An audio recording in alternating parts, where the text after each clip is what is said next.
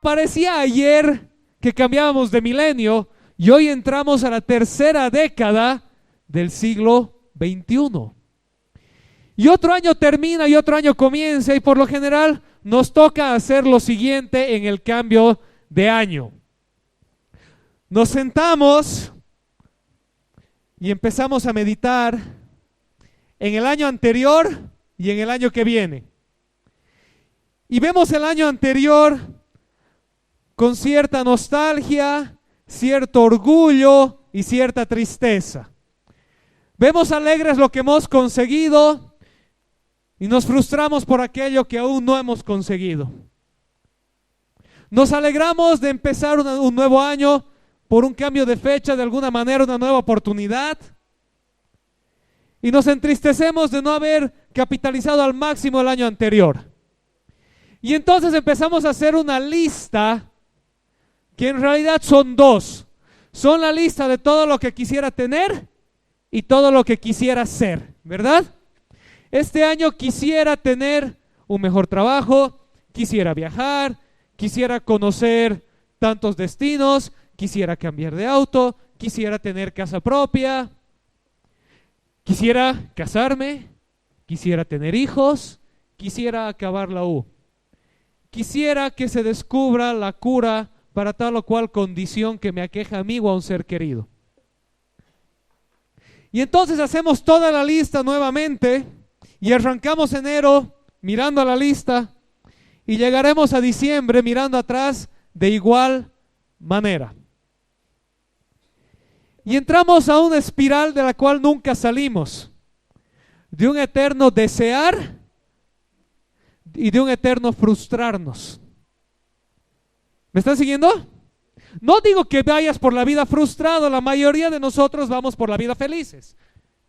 Pero cargamos ciertos anhelos o frustraciones o tristezas interiores que las metemos bien adentro y que no dejamos que nadie las vea, pero en la intimidad sabemos que están ahí. Aquello que, y esta es la clave, debería ser y aún no eres. Creo que eso es lo que más nos atormenta en la vida. Lo que en teoría hoy debiera ser, pero lo que aún no soy. Y entonces me empiezo a preguntar si llegaré a ser. Bien filosóficos, ¿verdad? Pero es así. Y a veces Facebook nos traiciona y lo ponemos a tono de chiste. Pero empezamos a pensar lo que debería ser, pero ya tienes 20 y cuantos kilos de años y todavía eres dependiente, no has emprendido. Y al otro, pero emprendiste tu negocio y aún no te va bien. ¿Ya entraste a tu tercera década de vida y no tienes hijos? ¿Por qué? La eterna pregunta del impertinente, ¿verdad? Énfasis en la palabra impertinente. Porque si fuéramos bien sinceros, la respuesta que le daríamos es ¿qué te importa? ¿Sí o no? Porque es la verdad. ¿Qué te importa? Nuestro mundo del siglo XXI ha hecho de nosotros una ensalada, una amalgama de dos cosas que nos las ha hecho peor. Porque tenemos que vivir los anhelos de seguridad del pasado con todos los degustes del futuro. ¿Qué quiere decir? Que seguimos viviendo bajo el estándar de cásate, ten hijos y ten casa propia. Ten seguridad y familia. Pero al mismo tiempo, no has viajado, no has emprendido, no eres independiente, no has alcanzado tu cuarta maestría a tus 25 años. ¿Qué vas a hacer de tu vida? ¿A dónde piensas llegar? A tus 30 ya deberías tener 2 autos. Entonces queremos vivir los anhelos de la generación anterior más las ofertas de la generación de hoy. Y se vuelve una tarea inalcanzable, frustrante, destinada, ¿sabes qué? A tenerte apretado, siempre anhelando más, de tal manera que nunca estés satisfecho y siempre compres o busques lo siguiente. ¿Me están siguiendo? ¿Estamos aquí? Ahora te cuento un secreto más. Si el casarte o tener hijos te haría feliz, no existirían divorcios ni hijos que se van de casa. Si la felicidad resultaría de cierta u otra situación relacional o financiera, pues entonces en esas situaciones no existiría el fracaso. Si la felicidad resultaría por tener muchos bienes, el mayor índice de suicidios y drogadicción no estaría entre aquellos que más tienen. Pero resulta que nos venden una idea de felicidad que al obtenerla te das cuenta que solo te deja igual o más vacío. Entonces dices, esta no era, y buscas la siguiente. No era el matrimonio. Yo pensé que iba a ser feliz, nunca más iba a estar solo, iba a ser amado. Y te encuentras en tu matrimonio con una constante soledad y un desamor que te tortura. Y sales del matrimonio. Y entonces, si no está en el matrimonio, debe estar en las mujeres, o los hombres, o lo que quieras. Y empiezas a buscar la alegría en la promiscuidad y la falsa libertad, y llegas a tu casa y te sientes igual de solo y miserable. Necesito un hijo, alguien a quien darle amor incondicional y que me ame sin condiciones. Y un día tu hijo cumple 15 años y te empieza a discutir todo. Y ya no te agradece, ya no eres su héroe, ahora eres su villano. Y otra vez estás triste y solo. Entonces tal vez en el éxito. Y te compras casas y emprendes negocios y te endeudas para aparentar la vida que quisieras tener, pero que en realidad no puedes pagar. Y te sientes miserable. Te voy a contar un secreto. El matrimonio, los hijos y las posesiones no son la fuente de la felicidad, son una extensión de la felicidad. Cuando dos personas realmente felices se unen y llevan su vida de acuerdo a Dios, el matrimonio es una fuente de felicidad, pero no es la fuente de la felicidad. Cuando tienes seguridad y amor en Dios y llegan los hijos, tus hijos complementan esa felicidad con un amor y una alegría que de otra manera no puedes conocer, pero no son tu felicidad. ¿Me están siguiendo? Resulta que la Biblia nos cuenta una historia muy bonita de una mujer que, si no hubiera sido escrito esto en el siglo I, o sea, 20 siglos atrás, pareciera la historia de una millennial. Era la historia de una rebelde que quería vivir la vida como ella quería en medio de una sociedad conservadora y vivir bajo sus propias reglas. Y esta mujer se encuentra con alguien que tenía una condición diferente, tenía una condición de eternidad. ¿Sabes cuál es la situación de la eternidad? Es que en la eternidad ya lo ha visto todo. Dios es eterno. Nuestras nuevas ideas revolucionarias para Dios no son nuevas, porque Él ya lo ha visto todo. ¿Me están siguiendo? ¿Están aquí? Por eso Dios dice en Eclesiastés, no hay nada nuevo bajo el sol. No hay cosa que te puedas inventar que yo ya no la haya visto.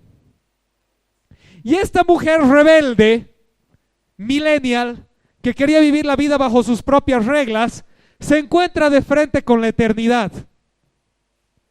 Y algo sucede en su vida. La historia se encuentra en el Evangelio de Juan, capítulo 4. Ocupa casi todo el capítulo 4 de Juan.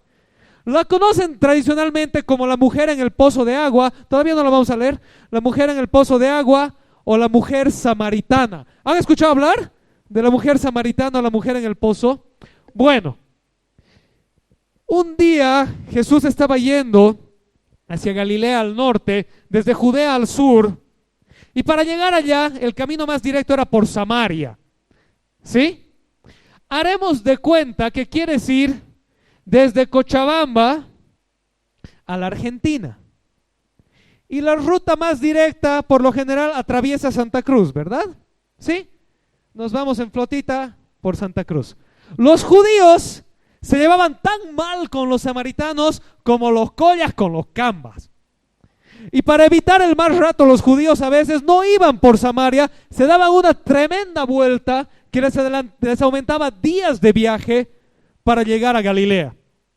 Es como que hagas la prueba de bajarte al sur de Bolivia y volverte a subir. Yo sé, antes de que me corrijan la geografía, por Tarija puedes llegar hasta Argentina, yo sé. Pero hagamos de cuentas para efectos de ejemplo, ¿ya?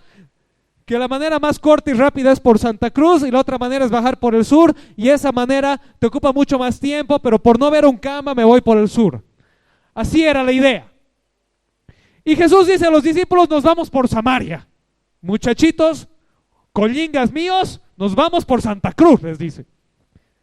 Judíos, nos vamos por Samaria. Y están pasando por Samaria Jesús con los discípulos. Era mediodía, al calor del desierto, y Jesús se sienta en un pozo y les dice, vayan a buscar comida, tengo hambre.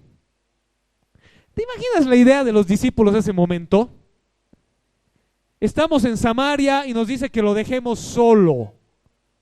Pero como ya sabemos que el maestro es medio loco, le haremos caso. Porque cada vez nos dice algo que no deberíamos hacer y cuando le decimos no, nos llega el jalón de orejas. Por una vez en la historia parece que los discípulos se van calladitos a hacer lo que les dijeron. Y se van a buscar comida y Jesús se queda en el pozo. Entra en escena la millennial. Solita, con sus baldes de agua, a mediodía al pozo. Las mujeres en esa época no iban al pozo ni solas ni a mediodía. ¿Por qué? Primero, no iban solas por una cantidad de razones. Culturalmente era mal visto que una mujer ande sola. No están oprimidas, compañeras. La mayoría de ustedes andan solas a la hora que quieren y por donde quieren, ¿no ve? ¿Sí? En esa época no se podía. Tenían que ir en grupo o con su marido por delante. No podían ir solas. Era culturalmente mal visto. Segundo, como las mujeres en esas épocas no tenían derechos, eran víctimas de robos y cosas peores. No les convenía ir solas. Y tercero, que a mediodía es la hora más caliente del día en el desierto. Tenían que cargar agua pesada, hacer el esfuerzo físico de sacar agua del pozo. No prender el interruptor de la bomba, sacar agua del pozo. La mayoría de nosotros ya no conocemos esa experiencia, ¿o sí? ¿Alguna vez hemos sacado agua del pozo? ¿Sí? Los que han sacado agua del pozo saben que no es chistoso. Meter el balde hasta el fondo, sacar el balde.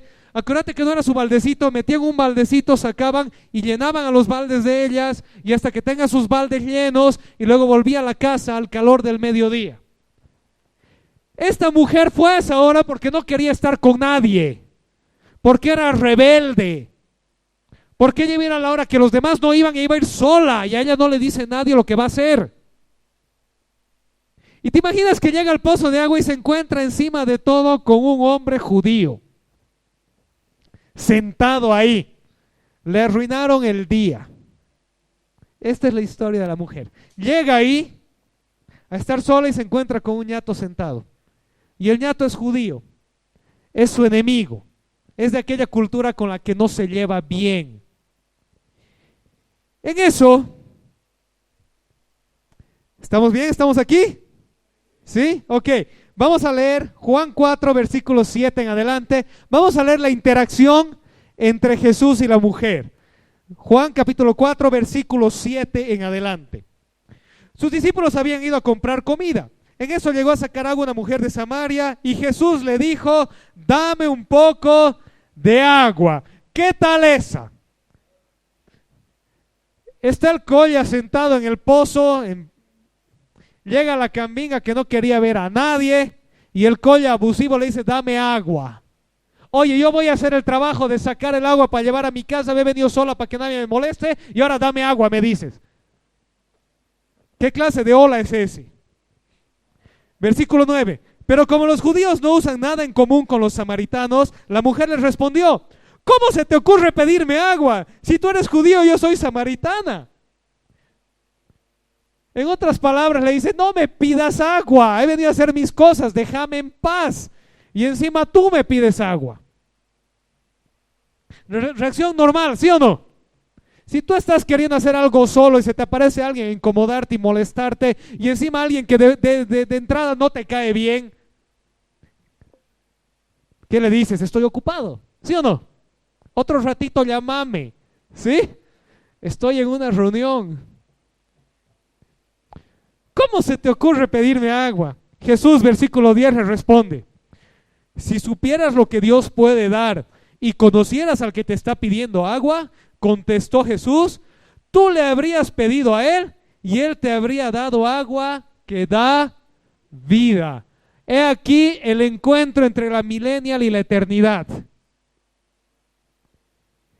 Si tú supieras quién te está pidiendo, no me hubieras dicho cómo se te ocurre, me hubieras dicho tú dame agua a mí. ¿Te imaginas el tamaño de la confusión de esta pobre mujer?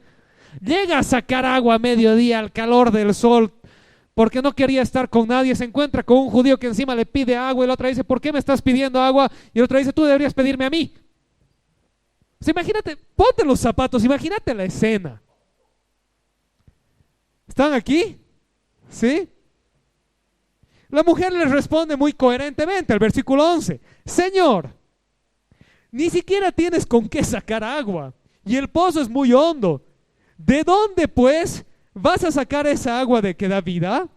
¿Acaso eres tú superior a nuestro padre Jacob, que nos dejó este pozo, del cual bebieron él y sus hijos y su ganado? La mujer lo mira confundida y le dice a Jesús, pero ni balde tienes y el pozo es hondo. ¿Cómo vas a sacar agua si no tienes con qué? Me estás ofreciendo un agua mejor que esta y no tienes ni con qué sacar agua y me acabas de pedir agua tú. ¿Te imaginas la confusión de la charla? Ahora, ese pozo en particular era el pozo de Jacob. Era un pozo sagrado para los samaritanos, porque históricamente Jacob, el padre de Israel, Jacob que también se llamaba Israel, el padre de toda la nación, había encontrado agua en ese pozo milagrosamente de parte de Dios mismo. Y los samaritanos sacaban agua de ese pozo porque era el pozo que Dios les había dado. Entonces la mujer le hace una pregunta obvia a Jesús y le dice, no tienes con qué sacar agua y me estás diciendo que me vas a dar un agua mejor que esta agua nos ha dado Dios mismo. ¿Quién eres? ¿Qué clase de conocimiento o poder tienes tú que me puede dar algo que es superior a lo que la historia nos cuenta que Dios mismo nos ha dado? ¿Están aquí? ¿Me siguen? Ok. Buena pregunta de la mujer. Jesús les responde, versículo 13. Todo el que beba de esta agua volverá a tener sed. Respondió Jesús.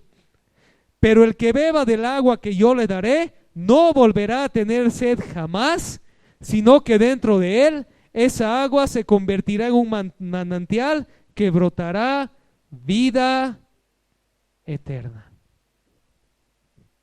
Jesús la mira y le dice a la mujer otra vez algo que parece tan obvio. Cada vez que tomas agua, ¿qué pasa? A ver, ayúdeme. Después de que tomas agua, ¿qué pasa? Ayúdeme. Te refrescas y después de refrescarte, otra vuelta tienes sed. ¿Sí o no? ¿Sí o no? ¿O has tomado alguna vez tu botellita de agua y nunca más has tenido sed? No. Siempre que tomamos sed nos refrescamos momentáneamente y luego ¿qué pasa? Nos da sed otra vez. Y Jesús la mira y le dice, ¿sabes qué, mujer? No importa cuántas veces vengas a este pozo y saques agua, siempre vas a tener sed. Pero yo te voy a dar algo, si tú lo quieres, que el rato que lo tengas, nunca más te vas a sentir insatisfecha. Obviamente Jesús no está hablando de agua física, está hablando de algo mucho más grande y profundo que eso. ¿Seguimos leyendo? Versículo 15. Señor, dame de esa agua para que no vuelva a tener sed ni siga viniendo aquí a sacarla. Todavía la mujer no la había entendido, seguía pensando que era un agua milagrosa que le iba a dar Jesús, agüita bendecida que se le iba a tomar y nunca más iba a tener sed. Dame de esa agua para que ya no vuelva a este pozo. Y Jesús les responde otra vez como buen Jesús, cambiando de tema. ¿Han leído las charlas de Jesús? Jesús era el maestro del cambio de tema. Papás tienen que aprender algunas notas de Jesús. Cuando tus hijos te hacen preguntas raras, tienes que responderle a lo Jesús. ¿No ve? Ok. Versículo 16. Ve a llamar a tu esposo y vuelve acá, le dijo Jesús. Pero le acaba de pedir, imagínate a la pobre mujer, va a sacar agua sola, llega un tipo, le dice, dame agua, la otra dice, no te voy a dar agua, bueno, entonces tú deberías pedirme a mí, pero no tienes con qué sacar agua, pero si tomaras el agua que yo te voy a dar, nunca más tendrías sed, dame de esa agua, anda a llamar a tu esposo. ¿Qué clase de charla es esa? Si vienes a buscar consejería pastoral y el pastor te responde así, seguro que ya estarías en Facebook posteando, ¿no ve? En la iglesia no te ayudan, te responden barbaridades. Ok. Versículo 17. No tengo esposo, respondió la mujer. Bien has dicho, no tienes esposo. Es cierto que has tenido 5 y el que ahora tienes no es tu esposo. En eso has dicho la verdad. Señor, me doy cuenta que tú eres profeta. Nuestros antepasados adoraron en este monte, pero ustedes los judíos dicen que el lugar donde debemos adorar está en Jerusalén. Paremos ahí, un cachito. Paremos ahí. Ok. Jesús no le cambió de tema por esquivarle. Jesús no le cambió de tema porque no sabía cómo responderle. Jesús le cambió de tema para entrar a la verdad del asunto. ¿Por qué estás aquí a mediodía hoy? El punto no es que vayas o no al pozo, es por qué estás aquí en este momento. ¿Por qué mediodía? ¿Por qué sola? Anda, trae a tu esposo. No tengo esposo. Y Jesús le responde y le dice, es verdad, 5 tuviste y el que tienes ahora no es tu marido. La mujer rebelde se encuentra de cara con la eternidad de Dios. Ya la conocía. Ya la conocía, sin que ella necesite presentarse. Y en ese momento la mujer cae en cuenta en algo que tú vas a caer en cuenta si te encuentras de frente con Dios. Dios ya te conoce. Nuestras rebeldías, nuestras frustraciones, nuestros anhelos, nuestras actitudes, no le sorprenden porque Él ya nos conoce, ya sabe, ya conoce tu corazón y la razón de ser de lo que hacemos. ¿Me están siguiendo, sí? Y Jesús le dice, es verdad, has dicho verdad. Estás aquí porque en tu vida no has llegado a las metas que el entorno te había puesto.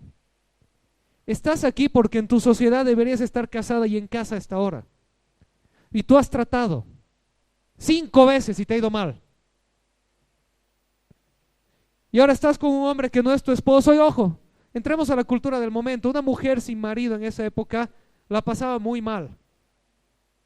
Esta mujer estaba con el sexto, no necesariamente por promiscua, sino porque necesitaba a alguien que la reciba. Y el que la recibió la veía tan a menos que ya ni se casó con ella. ¿Sí me entienden? Y decidió irse a mediodía porque aunque aparentaba ser rebeldona y valiente, en el fondo estaba sola.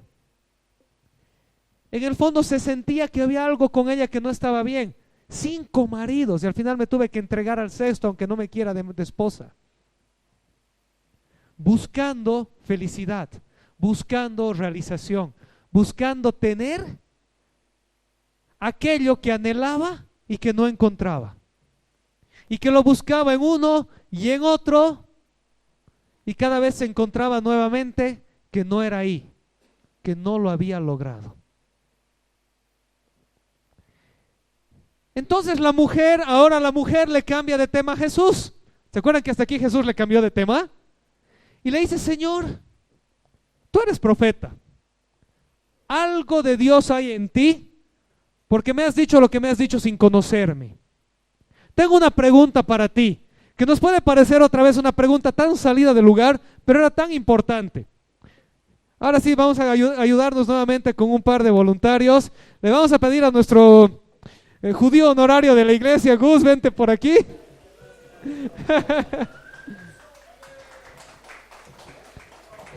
Y a nuestro mestizo honorario de la iglesia, vente por aquí, Cris de Samaria, vente por aquí. Vénganse. Bueno, vénganse aquí, chicos. Habían 2 grupos, judíos y samaritanos. Ambos eran descendientes de Jacob, ambos eran de Israel. ¿Cuál era la diferencia? Es una historia larga, pero en un momento cuando Israel es conquistado por los imperios del Medio Oriente, pasan dos cosas. Este grupo, esta tribu, los judíos, junto con los benjaminitas y algunos levitas, para los que quieren ser muy exquisitos, pero que quedan absorbidos dentro de los judíos, son llevados cautivos a Babilonia por un periodo de tiempo. Ya tiempo antes el reino de los samaritanos había sido conquistado y destruido, pero ellos no fueron cautivos, se quedaron ahí. Y en el tiempo que ellos se quedan ahí se van mezclando, dejan de ser puros israelitas y se empiezan a mezclar, se hacen mestizos con los otros pueblos del lugar y se vuelven judíos de media cepa, samaritanos, medio israelitas. Ellos regresan del cautiverio y eran de pura cepa. Y cuando regresan buscan a sus hermanos y se encuentran que sus hermanos ya no eran puros, eran mestizos.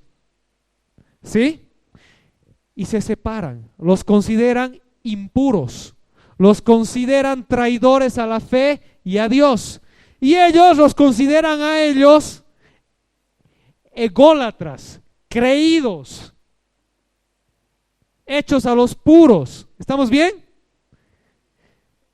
Ellos mantienen una tradición que venía desde Jacob. Jacob, el padre de la nación de Israel, padre de ambos, había recibido un pozo de Dios y en ese pozo adoraba a Dios. Y ellos decían, nosotros, aunque seamos mestizos de raza, adoramos en el pozo de Jacob, donde es lo puro, lo original. Ellos habían construido el templo. Tenían Jerusalén, ahí estaba el templo de Dios, el templo de Salomón. Bueno, para ellos ya no era el de Salomón, era el reconstruido, pero no importa. En todo caso era donde estaba el templo. Para la época de ellos era el templo de Nehemías, ¿ya? Pero adoraban en el templo de Salomón, donde Dios había descendido. Y se peleaban entre ellos. ¿Dónde hay que adorar a Dios? ¿En lo original? ¿O donde Salomón nos dijo? Nosotros somos los de pura cepa que tenemos la herencia, nosotros somos los originales. Y así discutían. Y la mujer se encuentra con un judío en el pozo. Él representaba todo esto y estaba aquí. Y él le dice, yo tengo un pozo mejor que este. ¿Te imaginas? La otra, me estás molestando en mi cultura, lo más profundo, lo más valioso para mí. Mi caporal me estás diciendo que deje. ¿Cómo pues? ¿Quieres que ya no coma fideos uchu? Todo menos eso. Y él le dice, yo tengo algo, si bailas este bailecito conmigo, nunca más vas a dejar de sentirte feliz. Si te comes este fideosuchito que yo te voy a dar, nunca más vas a tener hambrecita. Y la mujer le dice, dame. Y otra dice, anda a llamar a tu marido. Y volvemos a la historia, ¿sí? Y la mujer entonces le hace esta pregunta, le dice, ya que tú eres profeta, que vienes de Dios, dime la verdad. ¿Cuál tienes razón? ¿Nosotros que seguimos la tradición más antigua o ustedes que tienen el templo? ¿Cuál tienes razón? La mujer le dice, ya, Señor, ya que mi vida es un chenco, mi vida no tiene solución, ya me has dicho cómo estoy, fracasada, frustrada, alienada de la sociedad, por lo menos dime la verdad, ¿dónde me voy a encontrar con Dios? ¿Dónde Dios me va a escuchar? ¿Aquí en este pozo al que vengo a mediodía todos los días? ¿O me voy hasta el templo? Aunque me traten mal los judíos, pero voy a buscar, ¿dónde está Dios? Ese es el fondo de la pregunta de la mujer.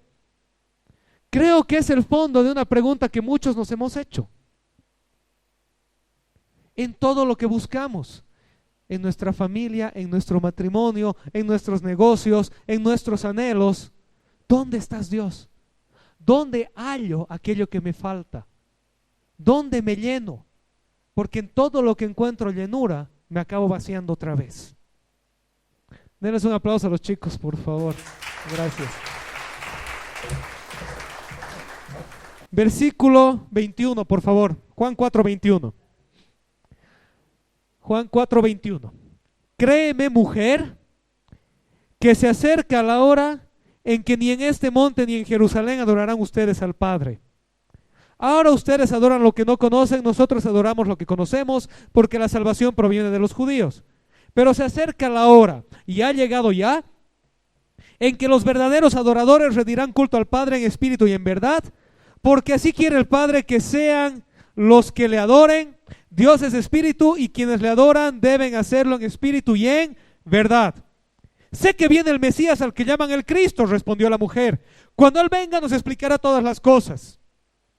Ok, Jesús la mira y le dice, mujer, ni aquí ni allá. Tus antepasados aquí, los judíos allá, pero viene un día, viene un momento en el que ni aquí ni allá, sino aquí, en espíritu, donde sea que estés.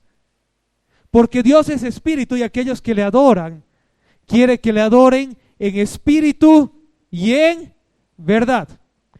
Ahora imagínate esto, la pobre mujer se encuentra con un profeta que le dice lo que era, le dice, ya por lo menos dime dónde me voy a encontrar con Dios. En su cultura, Dios estaba en un lugar.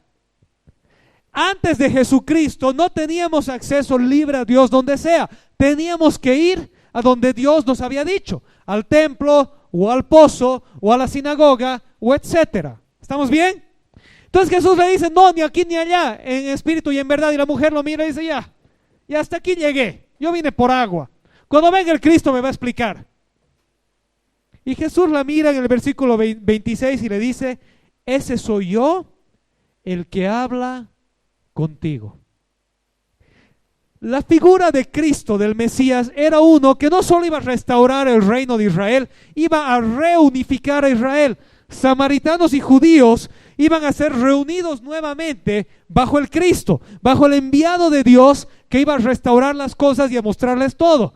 Y como Jesús le dice a la mujer, ni aquí ni allá, la otra dice, bueno, cuando venga Cristo entenderé. Y Jesús le dice, ese soy yo el que te habla. Yo soy aquel a quien buscabas. Yo soy aquel a quien esperabas. No estaba ni en el templo ni en el pozo, está aquí contigo. Te estoy hablando. Dios mismo está conversando contigo, mujer. Date cuenta.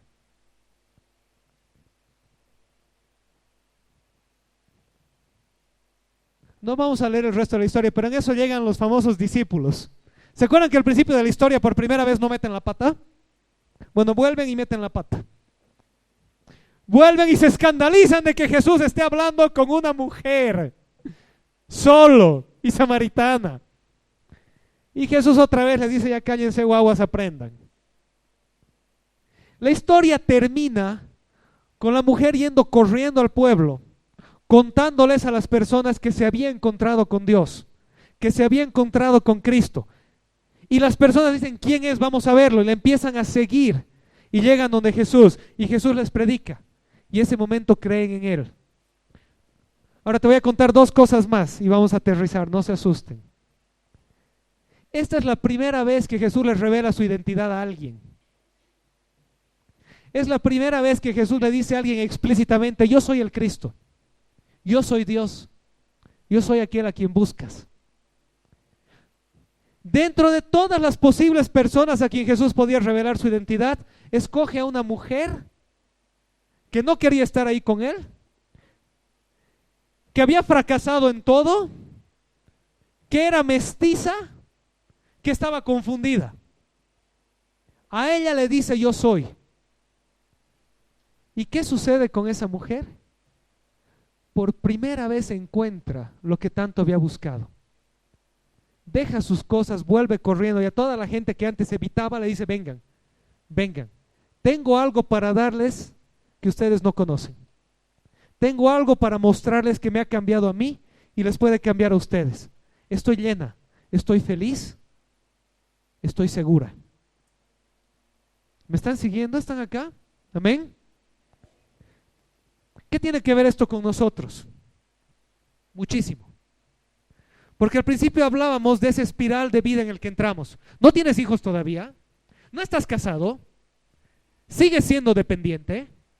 ¿Sigues gordito? ¿No estás en forma? Mira, ya se te está cayendo el cabello y sigues soltero. Y luego sin cabello, ¿a quién pues vas a conseguir? El reloj está contando, mijita. ¿Para cuándo el nietito? Solo una guagua va a crecer insolito.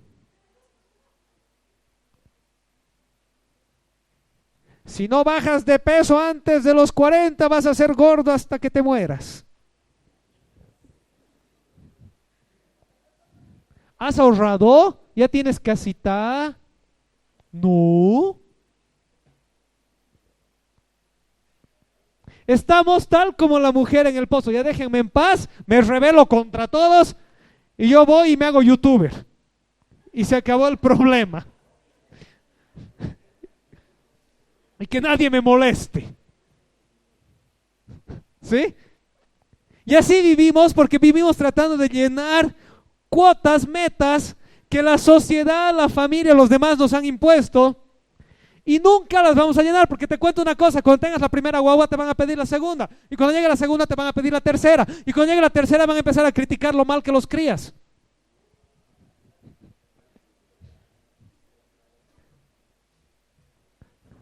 Por ejemplo, y cuando entres en forma van a decir, se ha puesto en forma y sigue soltero, algo debe estar mal con él.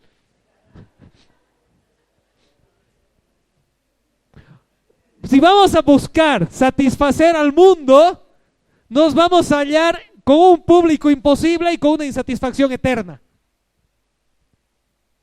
Esa era la situación de esta mujer, es nuestra situación. Pero ella se encontró con alguien que no estaba buscando que la satisfaga, estaba buscando satisfacerla a ella. Ella se encontró con alguien que le dijo, ¿sabes qué? No necesito lo que tú tienes, yo tengo algo mejor para darte y te lo voy a dar. Pero ¿qué necesitas? Ser sincero. Nada más. Jesús le dijo a la mujer, en esto has dicho la verdad. Y cuando ella dijo la verdad, Jesús le reveló quién era y transformó su vida. Así que este es el mensaje para ti hoy, en resumen. Empezamos un nuevo año. No es nada más que un día en el calendario. Pero ¿sabes qué? Si estás soltero, con hijos o sin hijos, dependiente o independiente, divorciado, vuelto a casar, viudo, viuda, no sé. Hasta que no encuentres tu propósito de vida y tu satisfacción en el único que te la puede dar, todo lo demás te va a seguir dejando vacío, te va a seguir dejando insatisfecho. Y cada año vas a analizar el año y te vas a encontrar en la misma espiral de frustraciones y de metas no alcanzadas. Pero es tiempo de llegar al pozo, no al pozo de Jacob, al pozo de Jesús. Al pozo de aquel que te dice, ¿sabes qué? Para mí sí vales así como eres. Para mí no eres un error, no eres un fracaso y no te falta nada. Para mí tienes propósito. En mí tienes origen, tienes razón de ser y tienes destino.